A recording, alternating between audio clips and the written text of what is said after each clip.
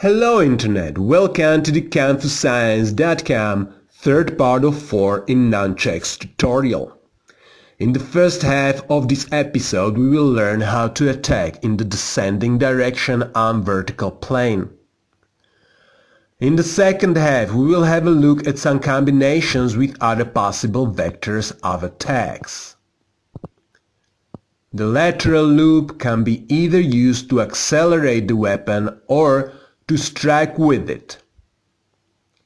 Bring the flail from one side of the body through the diagonal cut to the other side and come back the opposite way. Keep moving in the same vector plane but bring the nunchucks up over the shoulder to the vertical side guard. It is important to be able to immediately stop the nunchucks from moving in any particular direction within a split of a second if a necessity arises. From the frontal view, please observe the tilt of the rotational axis of the spinning nunchucks. We call the technique lateral loop, but actually it very often needs to go straight through the center line, either for kinetic or for tactical reasons. You must be at any time capable to attack any target within your range. When you are bringing the flail to the other side of the body, you are changing the direction of the attack from straight vertical into slightly diagonal. Most nunchucks techniques are rotational. Rotational movement has different kinetic properties than longitudinal movements. The inertia and symmetry are changed. Hold the weapon tight between the thumb and the index finger. The other fingers are loosening and tightening to facilitate the rotational movement. First two parts of this mini-series contain more detailed information on the proper grip.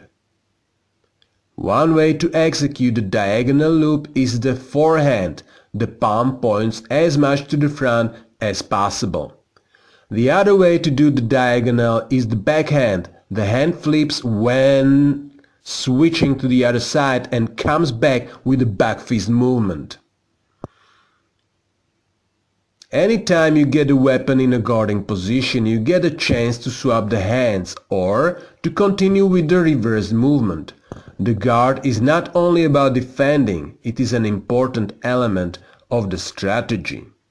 The point of training drills is not to spin the weapon the fastest you can during the entire combat, but to get a proper feeling for the rotational properties so you can win a confrontation in a split of a moment.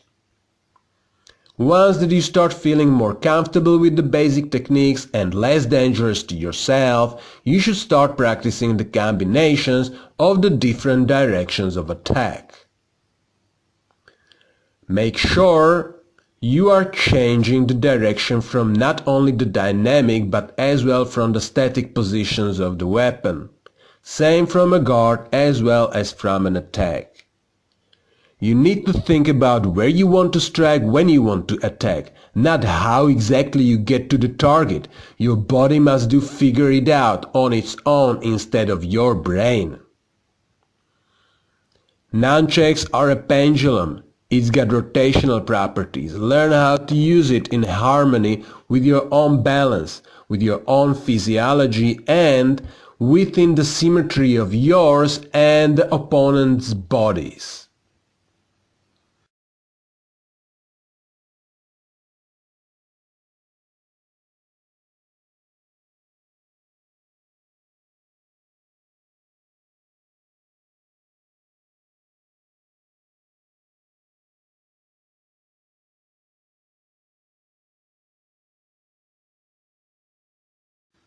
This was the third episode of nunchaku.com 4 parts tutorial on nunchucks for beginners. We focus on vertical descending attacks. First part explains straight attacks. Second part horizontal. And the last one is about vertical ascending attacks. All basic techniques are explained in under 20 minutes. How long till you master them? depends on you only. Let us know about your progress or ask us for clarification in case of doubts in the comments, on confuscience.com or through your favorite social network.